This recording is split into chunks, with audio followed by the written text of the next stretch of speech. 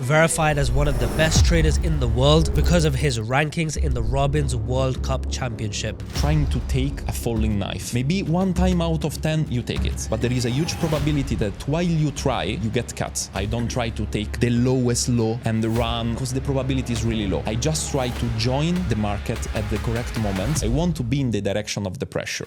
Introducing Fabio Valentini, a world champion and internationally recognized scalper in the futures markets, with hundreds of executions per month and verified track record of 100 to 200% in a single quarter in the competitive environment of a World Cup Championship. Participating in the World Cup, I refined my process and I understood that the best way to get a really impressive performance, keeping the drawdown low, is to start with you took a long, it's already 1 to 3 risk to reward. You can decide to close or to keep the position. And you know that the probability that you will reach the third standard deviation is 7%. So in 100 sessions, only 7 sessions it reached the third standard deviation. Will you keep the trade open or will you take the profit? Before everything, you need to have a trading model and you don't need to go out of the trading model, because the only times I went out of the trading model, it was always lost, stop. I'm interested to hear now, because you kind of touched on two areas. One, which is the initial reactions of the market, a cause and effect relationship of volume and price. And then you also have statistical data on your side. What do you more believe in, of just data, a large sample size tendencies, or real movements you are seeing in the day based on volume and price? This is a really interesting question. And well, ladies and gents, we have a trader who is wearing a Whoop band. So I need to know the stats behind it, because on certain days, 30 trades in a day.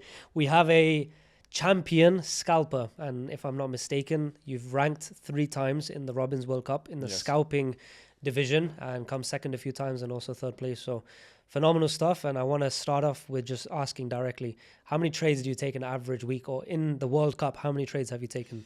So in the World Cup, there is an average of 500 trades every 3 months, because it's a quarterly cup. So in one cup, it was like 350, the other one was 600, the other one was 550. So around 500 trades per cup. And I think it's the only way to keep the drawdown low and get a big performance, because you need a big data sample and a lot of execution. Otherwise, you can just go hard on risk, but it's like gambling, because you need 5 lucky trades.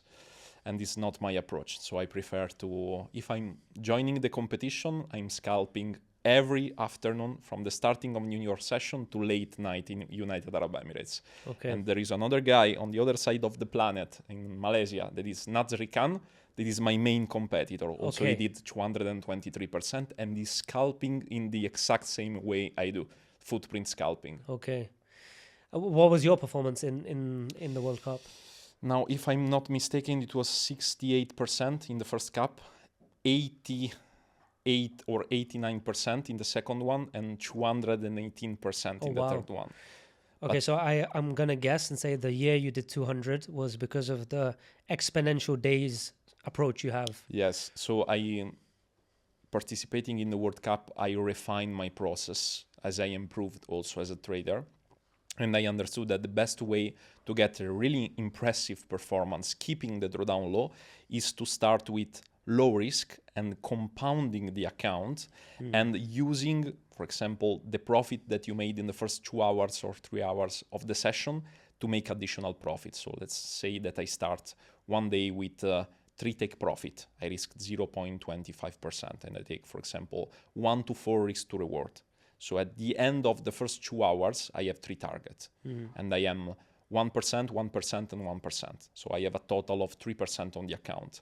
I'm taking 2% on the side, and I'm opening 2 trades with 0.5%. So it's increasing. Why? Because I noticed that my profit is concentrated in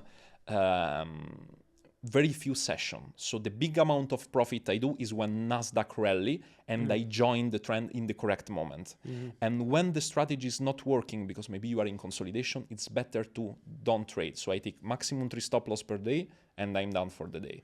If I have a streak of 3 stop loss, it means that it's not the environment to use my strategy. Okay. So I guess the scaling risk, where you're just leveraging profit of the day, is a sensible way, because on certain days, at the start of the day, you don't know how many trades you will take. But on some days, it might be 1 or 2. Another day, it might be 30. So you're protecting yourself, where your worst case scenario is you're back to where you started the day. Yeah. why would you take an approach of what is the risk per trade when you are doing 0.25%? That's how you start the day. How I start in the beginning of the cup. As for example, let's say that I reach 50%, but it's not enough. It's a huge performance in 3 months, 50%, Right. but it's not enough to be in the podium. So I just start to raise my risk. So At the start of the day. At the start of the month, Okay. of the first month of the competition. And in the same time, I'm not starting immediately to raise the risk. Like, let's say, in the first month, I have 50% profit. In the second month, I start from 0.25%, I raise to 0.35% or 0.40%. But if I get a good day, 1 to 4, 1 to 3, 1 to 5, multiple trades per day, maybe I sit at 5% profit for the day. So I take half of it and I risk in through 2 or 3 trades. And if I'm risking, for example, let's say 2.5%, 2% on one trade, and I get a 1 to 5, it's 10% on the account. Right. But this 10% is compounding with the additional 50% of profit. So it's way more. This way I keep my drawdown really low, but low, I mean below 20%. But to achieve 218% in 3 months, it's more than 1 to 10 risk to return in the concept of risk. So it's really big. Do you think many traders in the World Cup or in general, like someone who's just looking to make profit in their life, should modify an approach like this? Or because I've had a lot of traders that just do 5% risk per trade, or they'll have an A+ setup and they have more conviction, and then they will scale into that with more risk at the beginning as opposed to compounding a day. Yeah, this depends on the number of execution that you have. For example, let's say that I have a trading model that is only giving me 10 trades every 3 months. The only way I have to make a good amount of profit is to raise the risk. I don't have this problem because I have a lot of execution. I have a huge amount of stress, but also a lot of execution. So, but yes, maybe you are a swing trader, or maybe you are intraday trader. Intraday traders maybe have 1 setup per day, 2 setup per day, and some days or some weeks 0 setup. The only way you have to win the competition and to compete against Scalper is to increase the risk per trade. Yes. No, it makes sense. If you want to increase your rate of return, you either increase, and you have a fixed edge, and you know that this edge over 50 trades, it gives me this result. It's to take more trades or take more risk. Yeah, there is no other way around it. Yeah. When it comes to, because this is a question I asked outside, but I think it's good for the podcast, which is if you are trading M1 time frame, 15-second time frame, and you're really involved in just intra-session movements and reactions, why not find a reaction early in the day and ride the wave of the day? Why is this get in, get out approach, or a trailing stop kind of approach? This is a really interesting question, and I was trading like this 3 years ago. Then I did a statistical analysis on the MAA, that is maximum adverse excursion on price, and is the number of days during the month that you have really big explosive moves. Okay. And it's not so big in percentage. So I just want to compound smaller profit, but every day, instead of taking the home run, 1 to 10, 1 to 15. This is another thing that I think it's a misconception in the trading field. People think that 1 to 1 and 1 to 2 risk to reward are really bad. They just want to shoot for 1 to 30, 1 to 40, 1 to 30. Maybe you will get it, but my priority is win rate. I want to see a lot of profit in my trading account, not only 1 profit and then a streak of 10 stop loss. Because this is really hard, and if you do a Monte Carlo projection on it, you can see that maybe you encounter 30, 40 trades of a losing streak, and this is really hard from the psychology side. You have also to consider that if you're a scalper, you have a huge impact of commission on your trading account. And how does that play out in the World Cup with so many executions? The commission are bigger than normal broker, but at least I'm only competing in the futures World Trading Cup. So I don't have a spread. I see. This is a good advantage for scalpers, but the commission are really big for the impact from commission to profit is like 10% of the profit is taken out from commission. So maybe the actual performance is 240%. I understand. I want to take a moment from the episode to remind you of Alpha Capital, a long-term sponsor of the show, a leading prop firm in the entire industry, and in the last year they did over $50 million in payouts. That's why they are a top-ranked prop firm that's been around for years and is not going anywhere. And with the multiple step plans they have and the multiple packages that they have, there is going to be something catered specifically to your needs at the most competitive pricing. And because we have a long-term relationship with them, we are able to bring you a massive discount of 20% off all evaluations. So click the link in the description or use the code TOT to get 20% off all your funded accounts. Working with the best prop firm in the industry, Alpha Capital. With your strategy, because you are you gave a very nice analogy of just the gas pedal on a car. Yeah. You're looking for reactions and just little impulses of the day and just trying to catch a piece of it. What is your way to protect yourself when you're wrong? Is it just an approach of very fast break even, or do you allow the trade to play a bit? No, so I will start with my process of creating a narrative for the day with trading. So the first thing is that the analogy of the car is that the price structure, because I still use price action, because the price action is the result of the impact of the volume. So it's really important to understand if for the day you are like aggressive buyer or aggressive sellers. And you can see only from the result of the volume, and the result of the volume is price. If I see that I'm, for example, going long really aggressive and accepting different structure, breaking structure high, like the concept of market structure or auction market theory for volume traders, to create, this is the first step. This is the direction of the car. Then I need to check the order flow. The order flow is how much they are putting the feet on the gas, how much they are pushing. And this for me is order flow analysis. Order flow analysis is my trigger. It's like my execution model.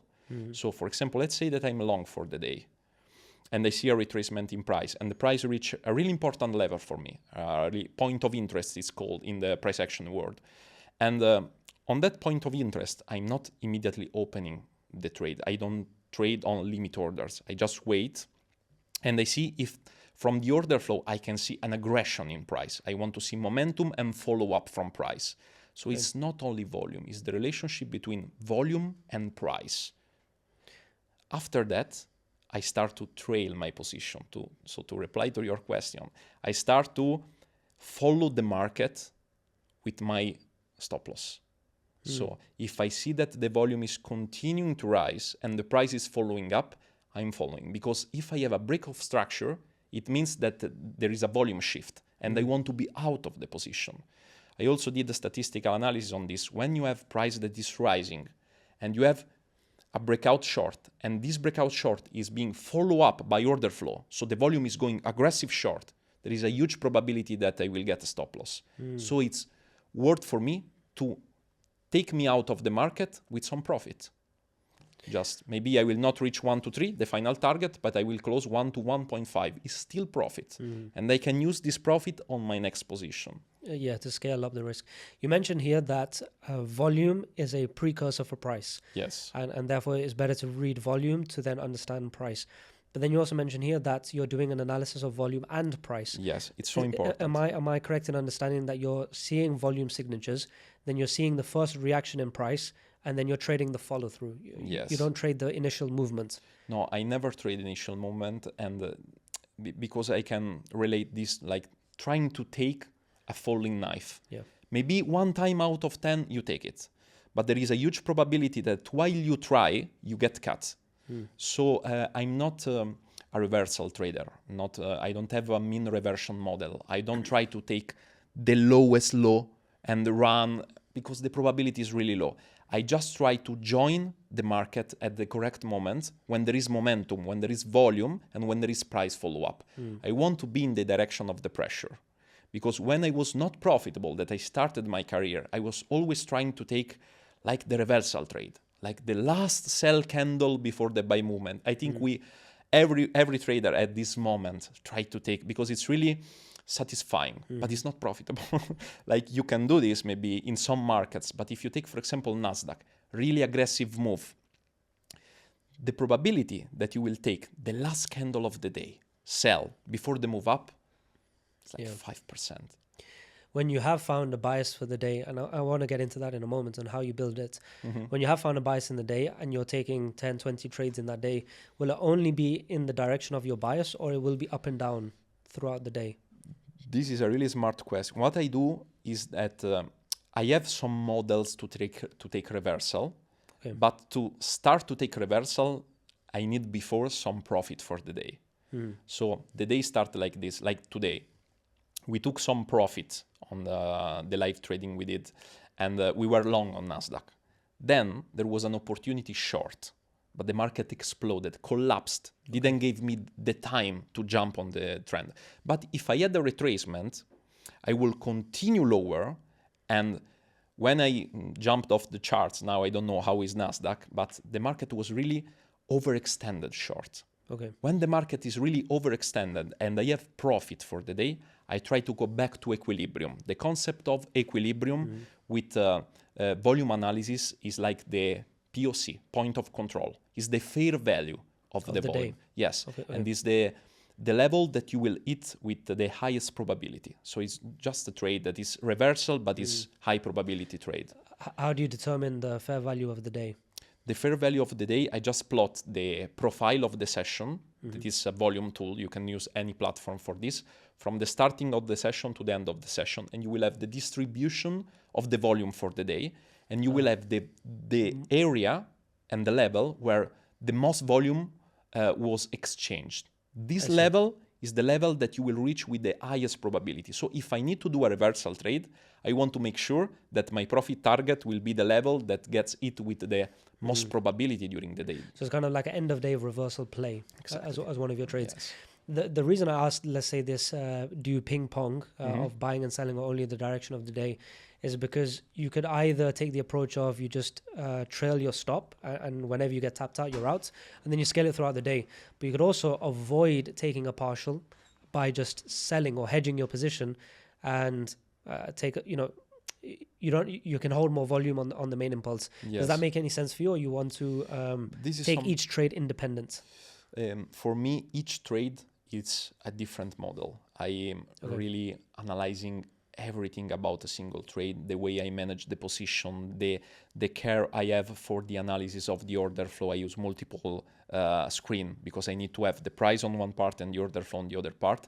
And it requires so much focus managing one trade, and I only can do one asset. This is the reason I only trade Nasdaq, because it's a lot of execution during the day. So I don't open multiple trades simultaneously. I only have one position because the number of focus it requires is really big. And I want to connect to this regarding, because you told me, what's the condition that you use to get also the reversal trade? Because not every day I do reversal trade.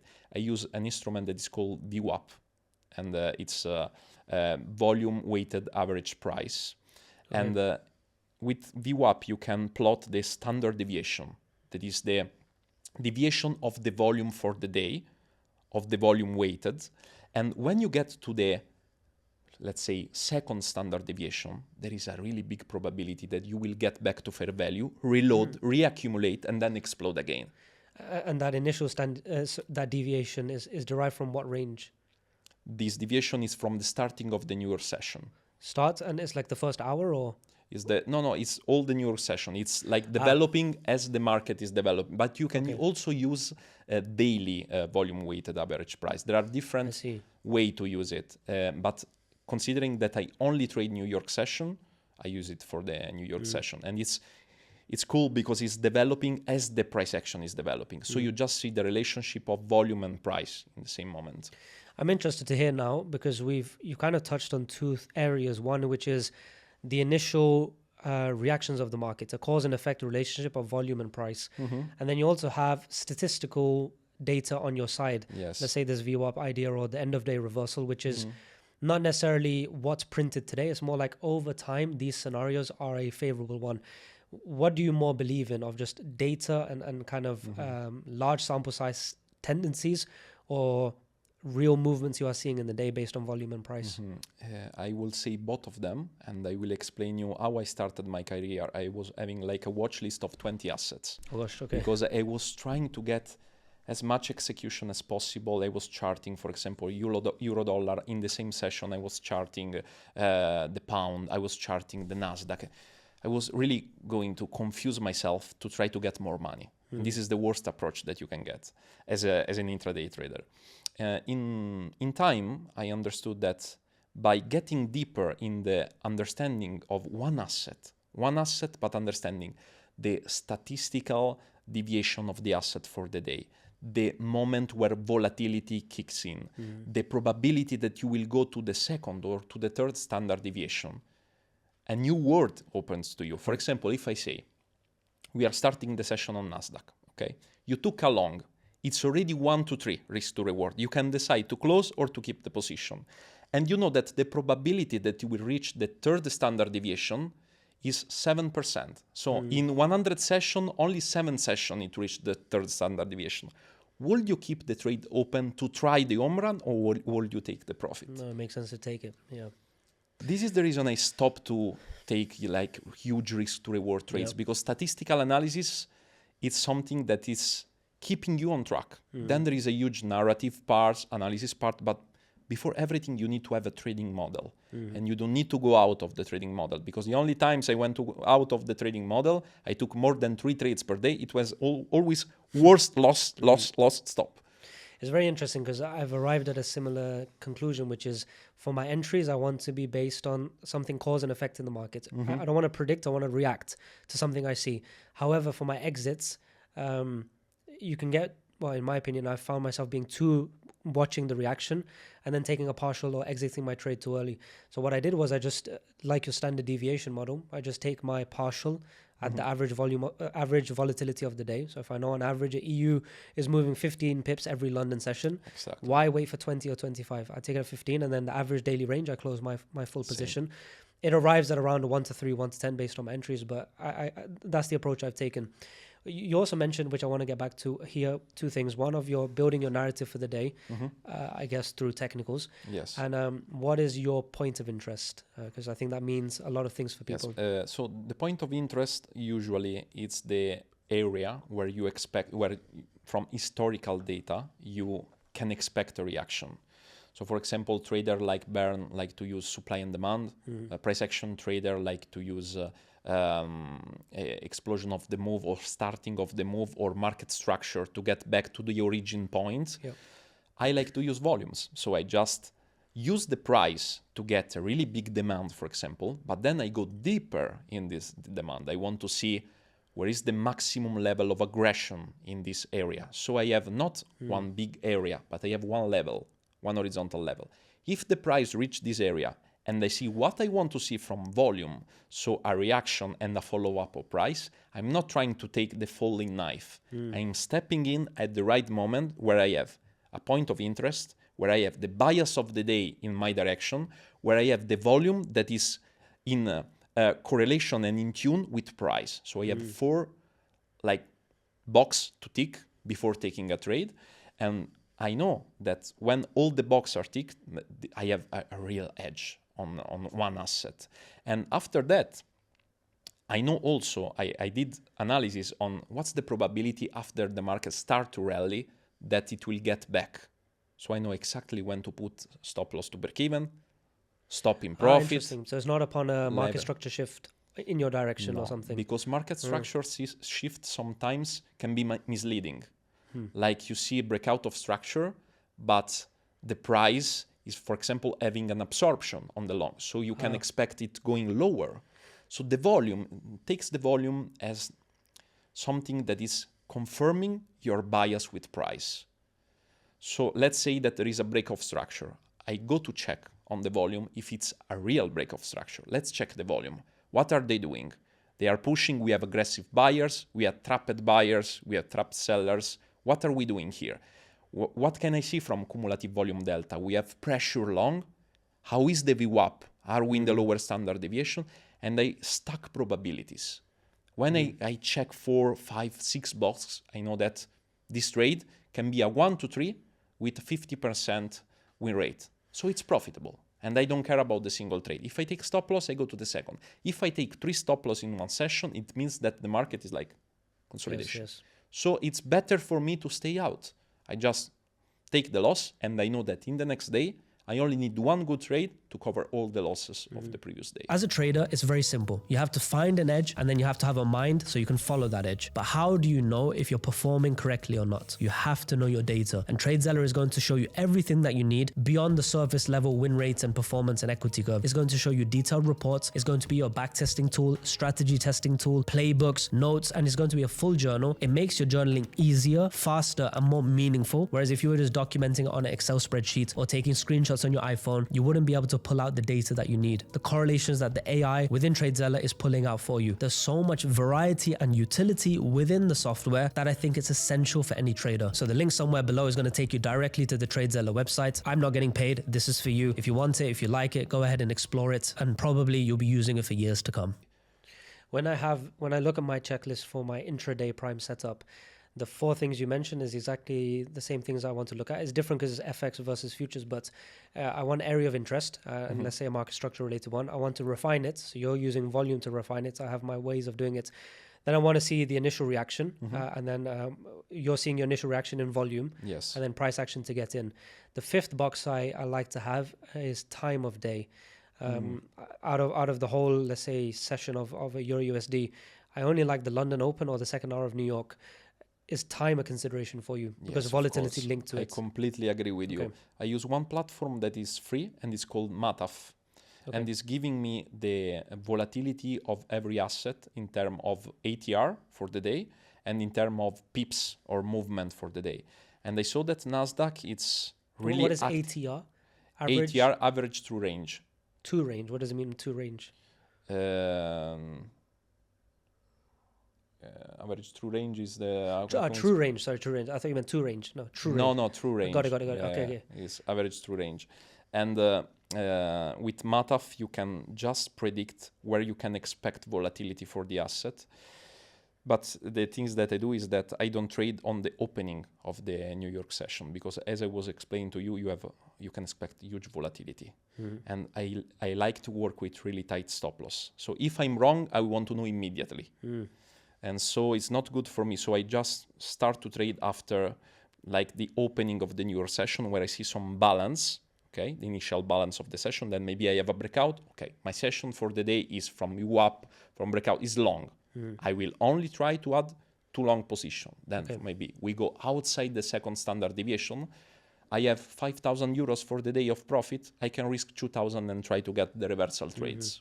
So you're only doing reversal after you have some profits and after 1 standard deviation. Yes, because the probability, Makes sense. I have a sample of more than 500 trades reversal, and the probability is low. Like the probability that my reversal trade will go to take profit is like 40%, 1 to 2.5, 1 to 3. The probability that my trend following will go to take profit, it's 1 to 3, 40, 50%, even 60% when the session is directional. So it's just not worth the money for me if I'm not in the competition. Yes. If I'm competing, I need this kind of additional profit, because even 5% can make the difference. I understand. When it comes to a 600 trades in a quarter, which is a huge amount per day, how many? Well, let's start off with win rates. What is average win rate, or what is your tolerance of where you like to be in your win rates? I didn't calculate it exactly the win rate, but it's around 50%. Like one take profit, 1 stop loss. Well, I like to keep balance, but the risk to reward is minimum 1 to 2. And what is your philosophy in general around break even? To just, because you are trading reactions, you can just put a break even as soon as you can to protect the loss. Is that something you do, or you want to see what happens? I don't do this immediately. If I see a really big aggression, for example, let's say that I'm going long, my narrative is long. I reach my point of interest. I have my trigger, my confirmation of trades, and I see the price exploding after executing my trade. I can just say, okay, there is this level of aggression if price. If the market comes back and break this level, I want to be out of the position, because it means that the sellers are taking over. So I just put break even immediately. But in some trades, you start to see consolidation, week down, week down. Like there is a really long accumulation. So you need to understand also the condition for the day. There are really days where the volatility is really big, that you see immediate reaction, days where you just weak. And after 30 minutes, the trade starts. So you You need to let the market breathe a little bit, but at the same time, if you see your confirmation that the buyers are stepping in, you can just put a break even. You just need to be efficient in saving as much money as you can. Yeah. You mentioned your refinement process for a point of interest, where you're taking a high volume point within the overall range of your demand area, let's say. I'm interested to know, because I don't have the luxury of having volume in price action in Forex, and many of the viewers won't either. What does it look like? Let's say you take a 15-minute demand and then you find your peak point in volume. Yes. What does that look like on M1? Have you found any price signatures to correlate with your volume signatures? Unfortunately, no. I tried, because in the beginning I was trying to find this kind of data also for euro dollar. So I just try to step down to 1 minute to see maybe I can find something that can be similar to what I see in Nasdaq. But volume and price have some kind of different information. Okay. And there are some kind of information that you cannot just deduct. You need to see them. And I also went to 1 minute time frame of Nasdaq to see if there is some pattern that is constantly in correlation with volume. So I see that when I have this level in price, maybe I have a liquidation of the low and then I have an explosion. But it's different. I need some kind of check also for the trigger that I can just see from volume. And this is something that is bad, because you become dependent on it.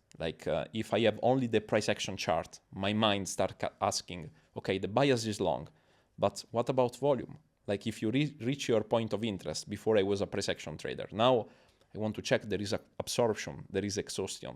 What are doing the sellers? What are doing the buyers? How many effort are they putting in printing this candle? Who is winning the battle in this area? With price action, you only see the results of the battle. Yeah. You don't have all the information behind what happened in this battle. I understand. This is actually very enlightening. One thing that I liked here that you said is deduction can only take you so far, but you need to see to actually to know what's going on.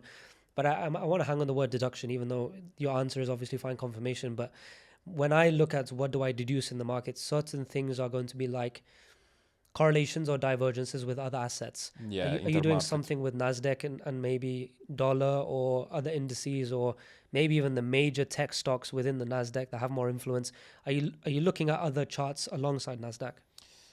I'm not doing this only for one reason, because for my brain to process all this kind of data in 1 minute, taking 20 positions per day, will be too much. It's too stressful, it's too much information, I'm overloaded.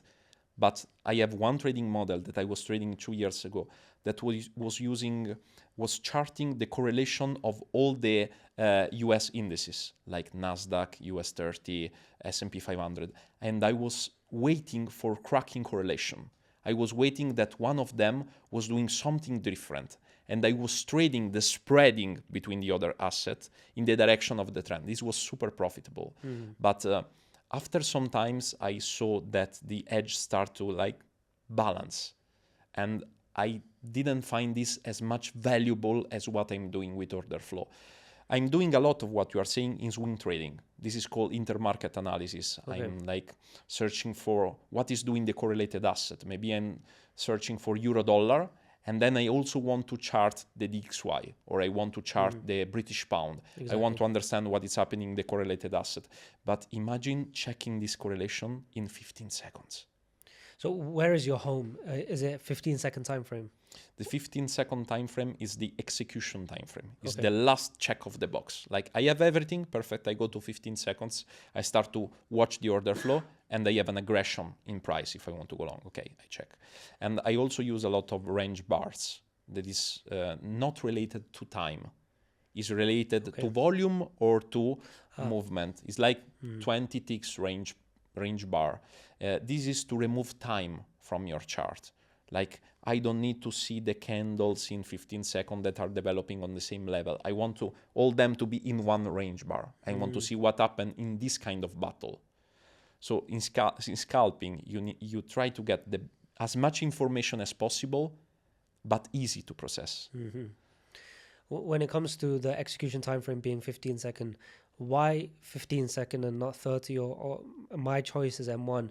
Because when I did try 15 second, number one, the stress, and number two, the gaps. Like they're not clean candles. Yeah. Why did you choose 15 second time frame? Because I found one pattern in 15 seconds that when it's being followed by a shift in structure of M1 is giving me an incredible advantage on the execution side. So it's purely because with order flow, I found one repetitive pattern that is giving me like the possibility to have a smaller stop loss. Because when I see it, I know that the next movement is like an explosion in price. But I don't have only one trigger. I have different models on execution. Okay. But this one is the main reason. When it comes to futures, because you have no spread, yes, this is the reason you can actually do the 15 second, because sometimes in Forex, my 15 second stop loss would be the same as my spread, and then it also makes no sense. It's not worth it, yeah. Okay, and what was your analysis time frame, not the execution time frame? My analysis time frame is 15 minutes from the bias perspective. Then from 15 minutes, I go to my last time frame, that is 1 minute. And from 1 minute, I only check the last part of the box with 15 seconds. Okay. Sometimes when the market is really choppy, it depends on the market condition, I use range bars. So instead of going to 1 minute, I just go directly from 15 minutes to 20 range bars. That is like lower time frame. And I usually do this when the market is full of gaps, you know, it's holiday or there is not a lot of volume, and you see like M1 that is not clean in futures. When it's not clean, I prefer to use range bars. I finally have a special offer to share with all of you from the US or my futures traders, which is over 20% of the listeners of the show. And that is Alpha Futures, a leading futures prop firm that is working with Trader8 and Ninja Trader that are compliant with CME regulations. With the largest end of day balance drawdown in the industry, a 90% profit split and same day payout. And with the most competitive pricing in the industry, with accounts starting at just $79. On top of that, just by being a viewer of the show, you get up to 40% off all evaluations. So why not get started with an evaluation right away, trading $50,000, $100,000, and you already know the power of prop firms and larger capital. So go ahead and use the link in the description or code TOT for the best prices in the industry, plus the best discounts in the industry to make this a home run offer if you are a futures trader. It seems also now recently, or maybe even in general, you spent a lot of time also understanding fundamentals. Yes. And how to, let's say, transition towards swing trading, I guess outside of the World Cup, just your personal accounts. Number one, what is driving that change? And number two, are you still taking your scalp edge for entries in a swing trade? This is really smart. No, I'm not using the model that I used to execute on Nasdaq on my swing trades, because the time it takes for the fundamentals to react is too big. I don't have an edge. I cannot put a small stop loss with order flow. So for me, order flow doesn't make sense for weekly, daily time frame.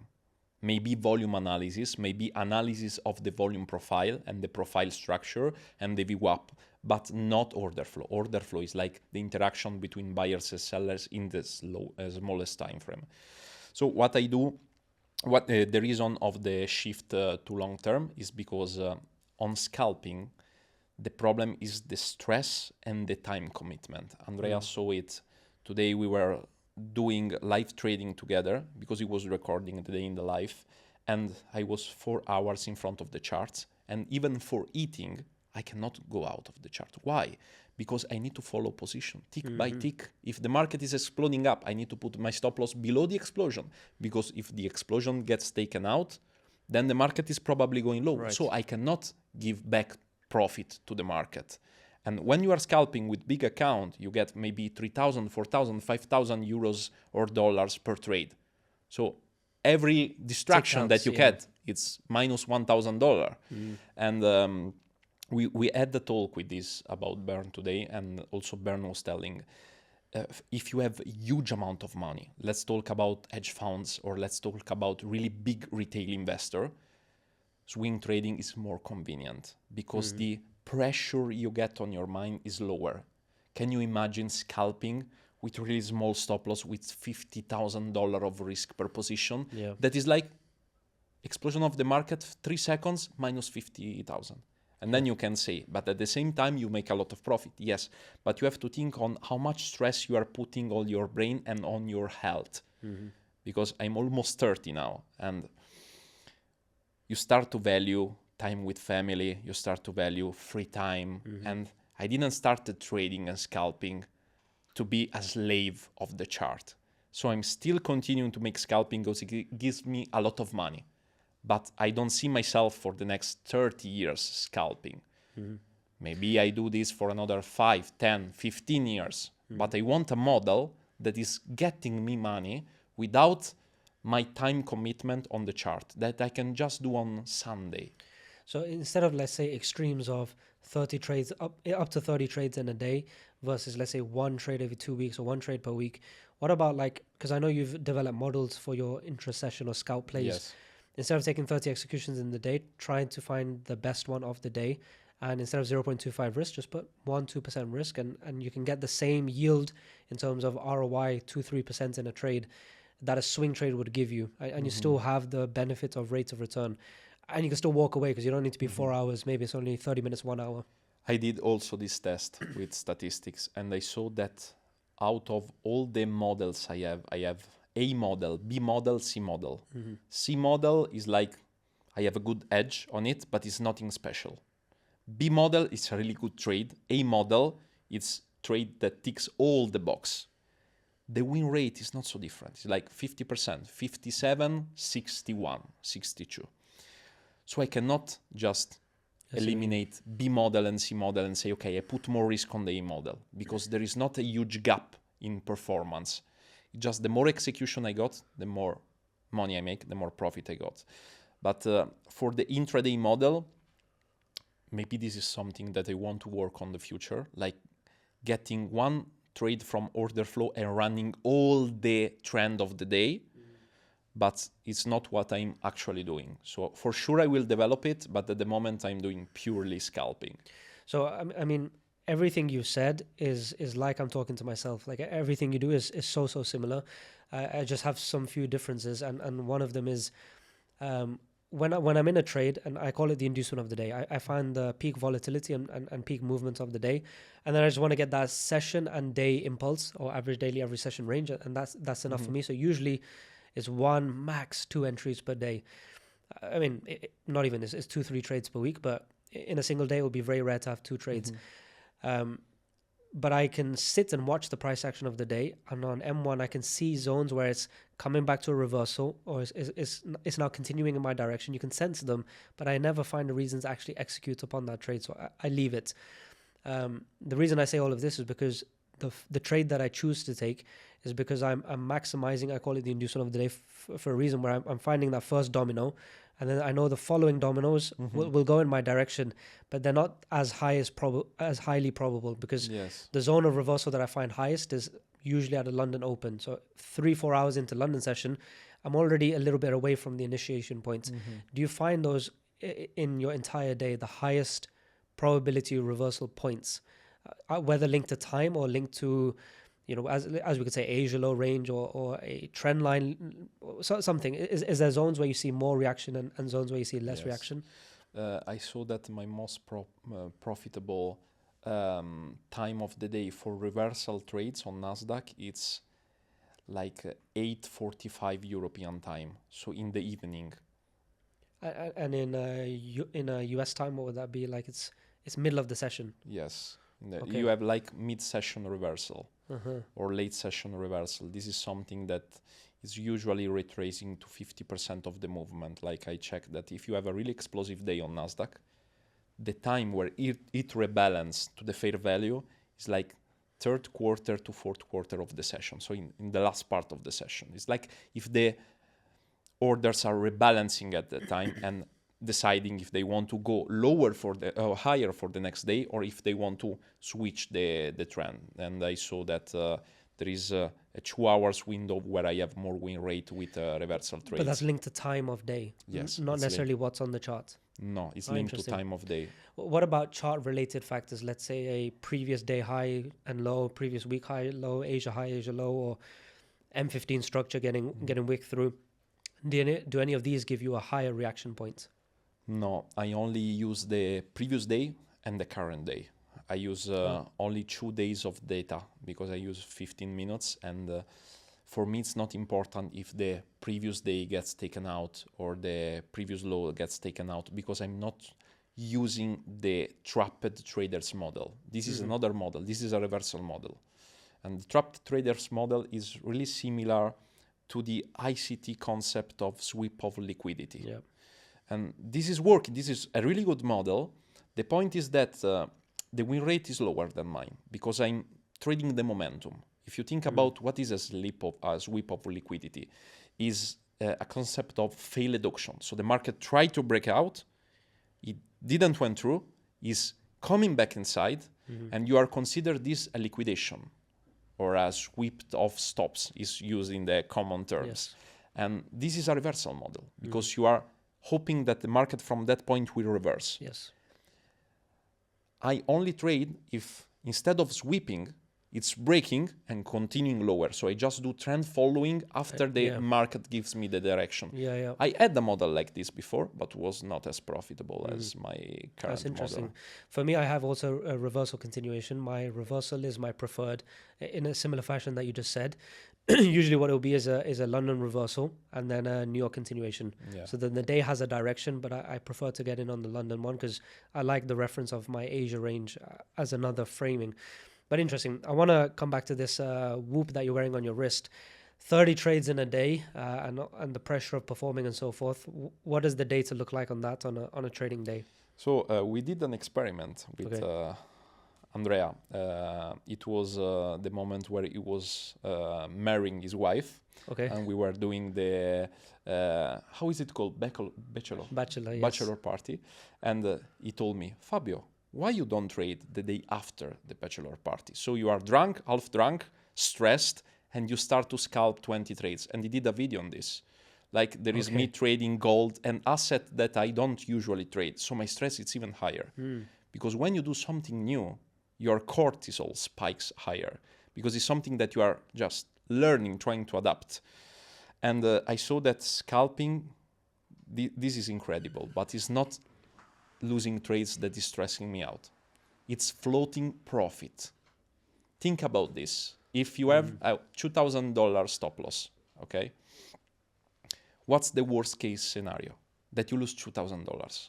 Yeah. But if you are floating $6,000 and you are taking the decision, I put my stop loss to break even and I let it run to third standard deviation to get the 10,000 or 12,000 and the market is coming back, you're losing 6,000 or maybe you are not even putting break even. You are keeping the stop. So you go from plus 6,000 to minus 2,000. It's minus 8,000 in your portfolio. I understand, yeah. So it's anxiety of not knowing the outcome, whereas in stop loss, you know you lost and you know how much you lost. It's the uncertainty of getting that profit. It's something that you see on the table and you take a decision and someone comes and take it out. And now you are with an empty table. I want to ask a question related to exactly this, which is I used to do the model of kind of swing trading, 1 hour, 4 hour swings, or 1 hour, 4 hour market structure, and then timing it with an M1 entry. So this is also like 5-6 years ago, so I wasn't at the level I am now. But I would have on TradingView, you know, your stop loss to take profit ratio was maybe 1-20, 1-30. And it would make no sense for me to hold full volume because for this reason, I could be risking 15% of unrealized to gain another 5%. That makes no sense. I'm trading completely different now, but this idea of unrealized gain being lost is also like a loss, which is why for me, I have a rule of a 1 to 3 risk reward. I take 50% of my position to counter this issue. Do you have anything in place, or is just your trailing stop to protect your unrealized gain in a trade? Just trailing stop, because if the market snaps back to me and reverse, I keep my profit. Like I got proven wrong, but I made money out of it. But when the market is, let's say, doing, you know, it's flowing in your direction, does M1 break of structure against your direction? That doesn't necessarily mean it has to come back to break even, or it could just be a 50% retracement and then continuation. Yes. But the M1 shift would happen and then you would be triggered out of the trade. So you're kind of exiting early, let's say, or too reactionary. I'm only exiting not only if there is a break of structure, Okay. but if I see that there is a break of structure and the order flow is telling me it's coming, huge pressure, short. Got it. So I'm always validating. It's like if I create a narrative and then I comes to you, you are order flow today, okay? And I ask you, Waqar, what do you see here? I see a break of structure. What do you see from volume? And you tell me, no, Fabio, it's not going lower. The volume are putting the pressure up. So what's the point of closing? Yes. I just wait because maybe it's a fake out. So Usually how it's a do you fake out. plan your stop loss in that case where volume is not supporting the market structure shift against you? Do you put it just to break even to allow the space? Just to break even, to have some time to breathe for the market. And as soon as the price follow up on volume, so it gets back long, I put the stop loss below this uncertainty. Got it. So actually, when you're in a trade, you're moving your stop loss every few minutes. Usually it can happen every 10 minutes, every 15 minutes. I need to trail the position. It depends on the volatility. At the opening of the session, like in the first 15 minutes, I can do just opening. 1 minute or 15 seconds later, break even. Then the market is breaking the structure and the volume. I have a huge follow-up long, stop in profit, and then I let it run. So the crypto bull market is well upon us, and with opportunities left, right and center, why not utilize other people's money instead of your hard-earned money? So introducing to you the world's first crypto prop firm, Bitfunded. And they've partnered up with an exchange to bring not only the world's first crypto prop firm, but actually a prop firm that has an exchange-like environment. Imagine as if you're trading on Binance. With all the benefits that prop firms bring, with the leverage you can have, or hundreds of thousands of dollars in buying power, utilizing other people's money, so your total risk is just a couple $100 max, or as cheap as $79. And with the special offer that they have going on right now for you as a Titans of Tomorrow viewer, if you buy 2 prop firm accounts, you'll get a third one for free. So click the link below this video to head over to the Bitfunded website and start to utilize other people's money to benefit from the crypto markets whilst minimizing your downside. And in the World Cup specifically, or maybe both, do you stack positions or where you'll have multiple open trades with exposed risk, or is like when I'm out of trade 1, that's only when I enter trade 2? Yes. I don't, the maximum I can do is like getting fractional entries, so having different level to entry, loading, accumulating like institutionals are doing on the higher time frame. With a common stop loss? Yes, common stop loss below them, just to get a better entry point, like filling everything, because there is the risk that it fills the first order and then skyrocket. So I just fragment my order, but it's one position. I never have like 2, 3, 4 running position. Because as I told you, my risk management cannot be effective in this way. If I have 3 running positions, maybe they all snap back at me and I am exposed for 4 or 5% of the account because I'm in huge profit. I don't like this. I do one position. So I want to actually touch more because I didn't ask enough on the psychology side of when your anxiety, I think from an outside perspective of a non-scalper, the concern would be anxiety of too many decisions to make and too many entries and therefore too much stop losses. That would be the perception. And I'm in agreement with you that if you have a very mechanical based to make decisions, it's not requiring too much mental capacity. You're just referencing your rules and then saying, do I act or don't act? Yes. But if the anxiety that you're getting from a trade is usually in the floating P&L, do you not think in a swing account that you may have where your risk per trade is maybe larger and a 50% retracement is very healthy on M15 or 4 hour, whatever, that your anxiety in a trade in a swing position may actually be higher than your days where you have 30 trades? Of course, I think this is the reason I wanted, for example, to get a whoop for burn and check maybe when it's floating 30, 40, $50,000, $100,000 on the position, and the price went back to break even. Oof. Yeah. I really want to do this study because for me it's the floating profit that is giving me stress, but you cannot do a scientific study on one person. You need to check everyone. We react differently from the psychology perspective. So, but I think, yes, for me, in the swing trading account, for example, I took the last trade, it was copper long, really big long, it went to take profit. But at one certain moment, I had a 50% retracement. And there was more stress on this wing account than on the scalping account. I was with 20 trades, like managing during the day.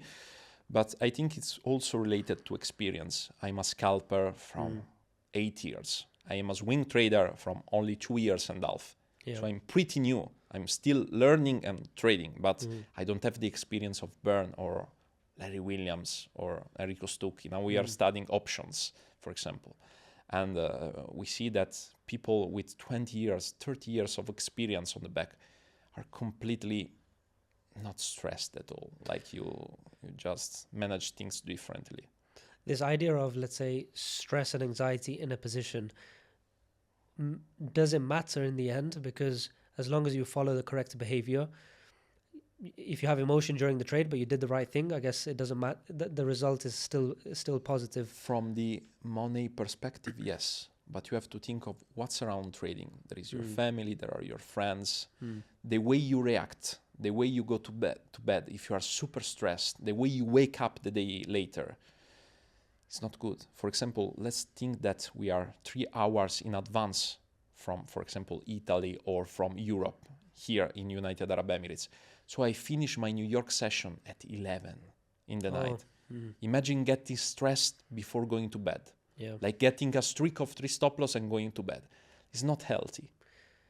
It's also interesting because I remember when I used to swing trade, if I woke up in the middle of the night, I would always look at my phone to see how the trade is doing. You see? So at least as a scalper, you have conclusion of the day. Yeah. And then you make peace with the It's done. outcome. But with a swing, you're just checking for the whole week, like what's going on. And you remember the emotion that you had when you check the phone during the night and you see that you are losing money. How was it? You go back sometimes you enter again, actually. Well, I used to do silly things, actually. But yeah, these emotions are strong. You know, actually, even last week, I had a trade and a take profit level that I wanted it to meet, and it was just floating around it and just didn't go through. Not even for long, maybe like 20 minutes. It was just hanging around, just a few pips shy. And it was a battle in my head. And I've been in these situations. Should I close it? Should I not Yeah, close it's like so close, but like I don't need to be. But I'm like all these decisions. And I remember thinking like, this is also me after so many years of being exposed to this. And the emotion is just as strong as it probably was in my first year. Yeah, and I think the emotion maybe doesn't change, or the stress you'll get on your whoop band maybe won't change. It's just your reaction towards it. Your discipline. You're more in control to not make an emotional based decision despite the emotion being there. The next place I want to take this conversation is you've opened up a dimension that I don't have, which is volume. Because of the futures market, you have access to that. You also mentioned now you're transitioning, another transition from not only just swing, but also options. What are you seeking by moving towards options trading? Let's say that I see options as an opportunity to remove the part about discretionary analysis, because in swing trading and in scalping, I'm still putting a lot of discretionary analysis. So I put my time, I put my decision-making process in active. With options, I noticed that is really close structure. You just plan the strategy in advance and you execute it. There is no, oh, maybe today it can do this. No, because you are working, for example, on volatility. You are working, for example, on 10 years of back testing of one option strategy on one asset on S&P 500. And you know that the average return is this. You can expect this drawdown. You don't need to take a huge amount of decision. It's like if you are planning the battle in advance, way in advance, and with scalping, you are fighting the battle and adapting to the battle. How is it going? Should we go further? Should we retire? What should we do? And it's really different from the scalping and swing trading. It's more statistical analysis and mathematics than everything else. Why at almost a decade point in your career are you still in this searching, changing, improving phase when you already have an edge? And do you not feel like, okay, I have an edge, let me keep doing this because it's serving me, it's getting me podiums on the World Cup, and it's also making me money. Do you not have a sense of like, if it's not broken, don't try and fix it or don't try and change it? I before changing anything in my strategy, I do a huge amount of testing phase. So I'm only changing what I'm sure that it's improving the model. I'm not changing this at all. For example, let's say that I see that the volatility on Nasdaq is rising really big under the Trump administration. So I see that the average movement for the day from MATA for the last 3 months is getting really big. It's getting 25% higher. Why should I keep my risk to reward low? I can make this additional 25% profit every position. I should adapt to this. Maybe in the next year it will be different. So I cannot use a static approach to a dynamic market. If the market was always the same, I will say, okay, I make a lot of money, I sit here, I'm done for life. But the market is evolving. The Nasdaq is changing. The amount of volume is changing. The dynamic is always something that is evolving. So I try to survive in this market by refining my edge, and before making any change, making sure in advance that the change that I'm making is making me more money. You see also Bern yesterday told, if the information is not making me money, I don't want to know it. It's the same for me. Like, I don't care if Trump is doing a tweet or anything else. I have my statistical model. I know that's it. But if I can have a 5% more win rate, for example, because I start to check that if the market takes the high of the previous day or the low of the previous day, I have a bigger explosion as a reversal trade. This is something that is interesting. But before changing my model, I will backtest 3 years. Oh, 3 years. Yes. Okay, that was actually going to be my next question of what is your process of sampling through data? How much data? Or do you test it on another account? Is it demo? Is it just in backtesting? How do you make a decision of a change in your system? Usually it's backtesting. And if it's not a huge amount of data, I can do multiple years. For example, if I just need to check if I have a better performance after taking the low of the day or the high of the day, I can just do this with multi-charts. That is a platform for algorithmic trading. But if I need to check, for example, will my 5,000 trade sample improve with one small change? It's a huge amount of work. So probably it's not worth it. But if there is a big change, for example, understanding the bias of the day better to filter the trades where I take a streak of 3 stop loss, I will make a lot more money. If I can predict that the volatility for one day is really low from statistical analysis, I can just decide today we will have consolidation with 70% probability. It makes no sense to spend half of my day in front of this chart and also lose money. With the considerations of your now valuing as you get older, your time, I guess your mental peace and these kind of things, why take the additional pressure and stress to have to perform in a public way, which is the World Cup?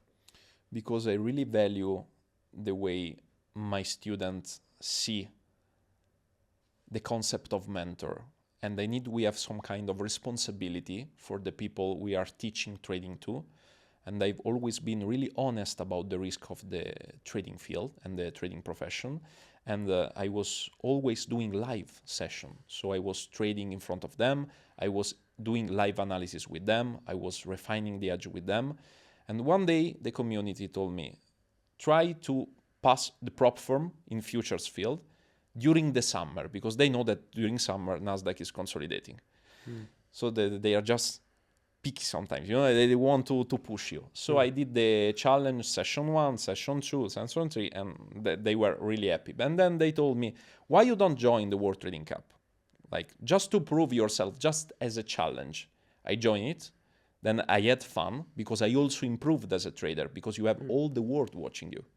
And so if you make, for example, 7% drawdown, 5% drawdown, 10% drawdown, you have all the audience telling you, I knew that you are not as good as you pretend to be. And this is something that is forging your mind, because you start not to care about external distraction. It's like scalping. Scalping in a room full of people like today, with someone passing, asking you what you are doing, is a training for me. I'm training my mind to be in the state of flow. And so I had the first challenge. I was not satisfied with the performance because I saw that people were pushing more than me and they don't care about drawdown. So my first was like 68%. My second was 88%.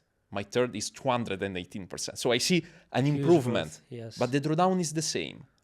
So just I'm using this as more to prove to myself, because the goal is beating me in the previous challenge. It's not to beat the other one. Because if we want to do a complete challenge, we should include the drawdown. if drawdown is not included, I cannot see if I'm doing better than them, because the absolute performance is not enough to value a trader. And this is the reason I joined the World Trading Cup. And to wrap up the episode, it's been a huge deep dive, and both you and Andrea, I think we're going to see, but I think this is another rocket of an episode. I want to hear also, as you approach the 10-year mark in your trading career, what is the future? What is the future for you? I mean, like, what goals do you have? Is it more World Cups? Is it investors? What is the direction you want to take in your career? To be honest, my dream is to open an hedge fund and to have the best mind in the world, young people that really are passionate about this field. Because for me, it's not only a profession, it's really a passion. I like to chart. I like to spend time in front of chart. I like to research. I like to do. It's not something that I do for money, because I already have money. But doing the extra mile, spending the Sunday to refine the edge is something that is really fun for me. So it's really a lot of fun. And for this year, I want to change my industry with my business partner, the industry of trading with my business partner, because we see still that a lot of people are trying to connect the lifestyle, showing the lifestyle with, and not actual trading performance with what they want to sell. So I think this industry needs a big cleanup on what is happening in the field. And so the first one is hedge fund. The second one is a cleanup of the industry. The third one is more time, because now the economical side of trading is done, completed. Okay, now I can relax, but I want to really spend some time off of the charts now, and to invest more time in like developing other part of my life, like health. I need to take care about my health now. And I'm also passionate about biohacking, so this is another thing that I will put my effort in 2025. Beautiful. Fabio, epic episode. Thank you for coming. Thank you, Waqar. Boom. That was sick, man. That was so sick.